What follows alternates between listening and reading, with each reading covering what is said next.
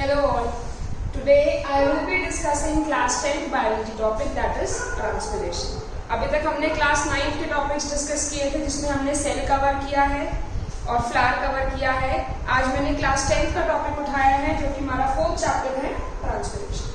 तो ट्रांसपिरेशन क्या होगा? ट्रांसपिरेशन एक प्लांट्स में नॉर्मल फिनोमेना है जिसमें प्लांट्स में से वाटर का लॉस है in the form of vapours. तो transpiration is what? It is the evaporative loss of water from the aerial parts of the plant. तो गर्मियों में ट्रांसपिरेशन ज़्यादा होता है, विंटर्स में ट्रांसपिरेशन कम होता है. जैसे नॉर्मल सरफेस पे से इवेपोरेशन होता है वैसे ही प्लांट्स की बॉडी में से ट्रांसपिरेशन होता है. तो ट्रांसपिरेशन प्लांट्स के लिए एक नॉर्मल फिनोमेना है जो कि उनकी day to day routinal physiological processes में इंक्लूडेड है. अब हर चीज़ के कुछ फ़ायदे भी हैं, कुछ नुकसान भी हैं. ऐसे ही ट्रांसपिरेशन है, इसके कुछ फ़ायदे भी हैं, कुछ नुकसान भी हैं. सबसे पहले फ़ायदों की बात करते हैं. ट्रांसपिरेशन होने से प्लांट्स को क्या फ़ायदा होता है? प्लांट्स की बॉडी कूल होती है. जैसे हम लोग हैं, हमें पसीना आता है, हमारी बॉडी कूल होती है. ऐसे ही जैसे ही प्लांट्स में से वाटर इवेपोरेट होता है प्लांट्स की बॉडी भी कूल होती है. दूसरा, अब जब प्लांट्स में से वाटर इवेपोरेट होगा तो प्लांट्स में एक पुल बना होता है जो क्या करता है, रूट्स को हेल्प करता है ताकि वो सॉइल में से और वाटर और मिनरल्स एब्जॉर्ब कर सके. तो एक पुल क्रिएट हो जाता है. सपोज ये एक ट्री है, जैसे ही ऊपर से वाटर का लॉस होना स्टार्ट होगा यहाँ से और पानी और मिनरल्स नीचे से खींचे चले जाते हैं. तो वो क्या होता है, एक ट्रांसपिरेशन पुल क्रिएट हो जाता है. एक सक्शन फोर्स यहाँ पे लगता है, वो क्या करता है, नीचे से और वाटर और मिनरल्स को एब्जॉर्ब करने में हेल्प करता है. तो जैसे ही और वाटर और मिनरल्स एब्जॉर्ब होते हैं वो क्या करेंगे, प्लांट्स के अंदर फ्रूट्स जो हैं उनमें जाएंगे और फ्रूट्स की क्वालिटी को एनहांस करेंगे. तो क्या हुआ, पहला एडवांटेज हमारा, प्लांट की बॉडी कूल हो गई. दूसरा, वाटर और मिनरल्स एब्जॉर्ब हुए. तीसरा, वो वाटर और मिनरल्स प्लांट्स के लिए क्या हुए, और बेनिफिशियल हो गए. इन रिटर्न वो हमें ही फ्रूट्स की फॉर्म में वाटर और मिनरल्स एब्जॉर्ब किए हुए मिले. अब ये तो थे इसके पॉजिटिव इफेक्ट्स. नेगेटिव इफेक्ट्स में क्या होता है, जब ज़्यादा ट्रांसपिरेशन हो जाएगा, तेज धूप है, तेज ज़्यादा गर्मी है, टेम्परेचर ज़्यादा है, ट्रांसपिरेशन ज़्यादा होगा तो उस टाइम पे प्लांट की बॉडी विल्ट कर जाती है, प्लांट मुरझा जाता है. क्यों? जितना ज़्यादा वाटर इवेपोरेट हो रहा है उससे कम एब्जॉर्ब हो रहा है. Means rate of transpiration is more as compare to rate of absorption. तो उससे क्या होगा, प्लांट्स जो है वो विल्ट कर जाएंगे. एक बहुत कॉमन सी फाइंडिंग है, आपके घर में भी अगर पौधे लगे होंगे तो आप लोगों ने भी देखा होगा. क्या होता है कि एक पॉटेड प्लांट है, वेल वाटर्ड है, तेज धूप है, वो मुरझा जाएगा, लेकिन शाम के टाइम पे वो पौधा अपने आप ठीक हो जाएगा. तो व्हाट इज दैट, क्या हुआ उस टाइम पे, rate of transpiration exceeds the rate of absorption. तो शाम के टाइम पे जैसे ही ट्रांसपिरेशन कम हुआ, एब्जॉर्प्शन का रेट ने उसको बराबर कर दिया और पौधा ठीक हो गया. तो ये तो थे हमारे पॉजिटिव और नेगेटिव इफेक्ट्स ऑफ ट्रांसपिरेशन. अब हम आते हैं कि हम ट्रांसपिरेशन को ऑब्जर्व कैसे कर सकते हैं. तो मैंने यहाँ पे एक पॉटेड प्लांट बनाया है और मैंने उस प्लांट को पॉलीथीन से कवर किया है. So this is the polythene और ये एक हमारा पॉटेड प्लांट है. इसको कुछ टाइम के लिए हम धूप में रखेंगे. रखने के बाद पॉलीथीन के अंदर हमको वाटर वेपर्स दिखाई देंगे. तो ये जो वाटर वेपर्स होंगे ये क्या होंगे, दिस इज द प्रूफ कि ट्रांसपिरेशन हुआ है. अब मैंने ये पॉटेड प्लांट को यहाँ तक क्यों नहीं कवर किया, मैंने सिर्फ प्लांट को ही कवर किया. इसके पीछे क्या रीजन है, अगर मैं पूरा प्लांट कवर करती तो इवेपोरेशन सॉइल में से भी हो सकता था, लेकिन मैंने सिर्फ और सिर्फ प्लांट कवर किया, सॉइल वाला पार्ट छोड़ दिया ताकि ट्रांसपिरेशन में इजीली नोटिस कर सके. सो ये वाली ऑब्जर्वेशन, ये वाला एक्सपेरिमेंट आप लोगों के एग्जाम्स में पूछा जाता है. Second, what are the different methods जिससे आप ट्रांसपिरेशन मेजर कर सकते हो. पहला is the weighing method and second is the potometer method.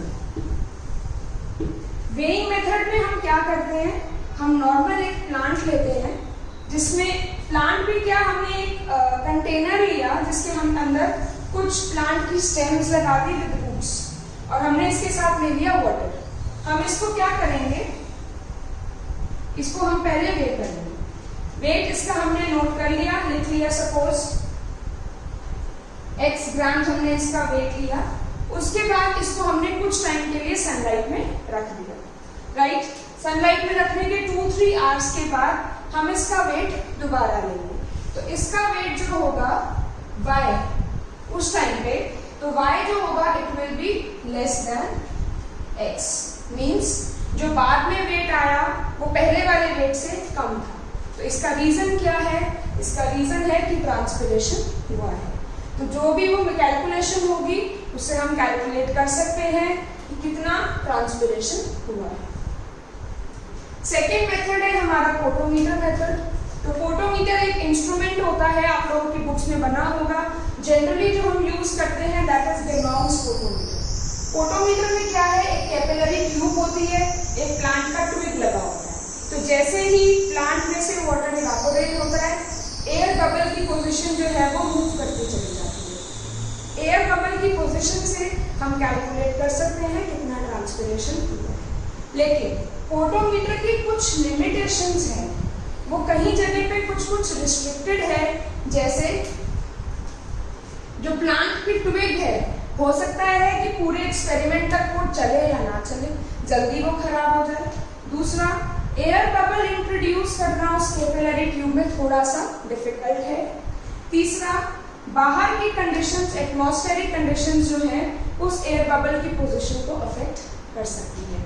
तो ये हमारे दो कॉमन से मेथड हैं जिससे हम ट्रांसपिरेशन को मेजर कर सकते हैं। नेक्स्ट आता है हमारा फैक्टर्स अफेक्टिंग ट्रांसपिरेशन। अब कौन कौन से फैक्टर्स हैं जो ट्रांसपिरेशन को अफेक्ट करते हैं। पहला is external factors. External factor में फर्स्ट इज टेम्परेचर। अब टेम्परेचर ज्यादा होगा तो ट्रांसपिरेशन ज्यादा होगा। गर्मी होती है, हमें पसीना ज्यादा आता है। ऐसे ही ट्रांसपिरेशन जब टेम्परेचर जब ज्यादा होगा तो ट्रांसपिरेशन का रेट भी ज्यादा होगा। Second, wind velocity. विंड अगर ज्यादा है ये भी ट्रांसपिरेशन को इनहांस करेगी, ट्रांसपिरेशन ज्यादा होगा।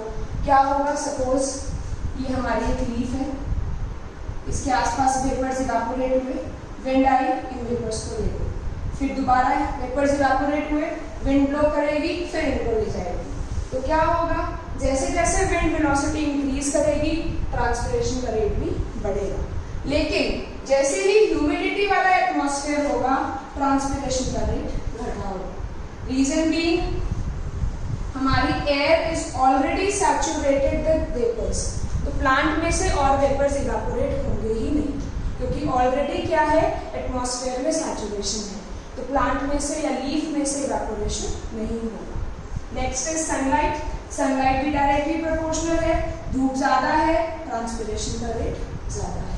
तो इन ब्रीफ इन चार फैक्टर्स पे हमारा ट्रांसपिरेशन डिपेंड करता है, जो कि एक्सटर्नल फैक्टर्स हैं। कौन कौन से, temperature directly proportional, wind directly proportional, humidity inversely हो गया और सनलाइट भी directly. So these are the external factors. अब कुछ इंटरनल फैक्टर्स की बात करते हैं। Water content of the leaf. Water content अगर लीफ का कम है तो ट्रांसपिरेशन अपने आप कम होगा। दूसरा, स्टोमेटल ओपनिंग। स्टोमेटा भी अगर नहीं खुला है तो ट्रांसपिरेशन नहीं होगा। यही दो फैक्टर्स हैं जो कि इंटरनली अफेक्ट करते हैं ट्रांसपिरेशन को। मेजर फैक्टर्स जो है वो हमारे एक्सटर्नल फैक्टर्स हैं। अब कुछ केमिकल्स आते हैं, कुछ एजेंट्स आते हैं जो कि आर्टिफिशियली ट्रांसपिरेशन को रिड्यूस करने में हेल्प करते हैं। उन एजेंट्स को कहा जाता है एंटी ट्रांसपेरेंट्स। तो ये एंटी ट्रांसपेरेंट्स क्या करते हैं, ये नर्सरीज में प्लांट ब्रीडर्स, हॉर्टिकल्चर वाले इसको यूज करते हैं। जो भी वो एक्सपेंसिव प्लांट्स लेके आते हैं उनको रोकने के लिए, उनको रखने के लिए ये लोग इसका इस्तेमाल करते हैं। इनको स्प्रे करने से, इनको यूज करने से ट्रांसपिरेशन का रेट जो है थोड़ा सा रिड्यूस हो जाता है। तो ये है कि अगर ज़्यादा ट्रांसपिरेशन होगा तो वो प्लांट को अफेक्ट भी कर सकता है। तो इसीलिए ये ज़्यादातर प्लांट ब्रीडर्स और हॉर्टिकल्चर वाले इनको यूज़ करेंगे ताकि उन प्लांट्स की लाइफ को बढ़ा सकें। तो आज ट्रांसपिरेशन में हमने क्या पढ़ा? हमने उसकी डेफिनेशन पढ़ी, मेजरमेंट के 2 मेथड्स पढ़े, एक्टिविटी पढ़ी, हम ट्रांसपिरेशन कैसे मेजर कर सकते हैं, फैक्टर्स पढ़े ट्रांसपिरेशन को कौन कौन से फैक्टर्स इफेक्ट करते हैं, एक्सटर्नल और इंटरनल, और हमने एंटी ट्रांसपेरेंस पढ़ा। नेक्स्ट क्लास में हम पढ़ेंगे डिफरेंट टाइप्स ऑफ ट्रांसपिरेशन, कौन कौन से ट्रांसपिरेशन होते हैं। One is stomatal, second is cuticular and third is lenticular. ये टॉपिक हम नेक्स्ट क्लास में कंटिन्यू करेंगे। तब तक के लिए थैंक यू।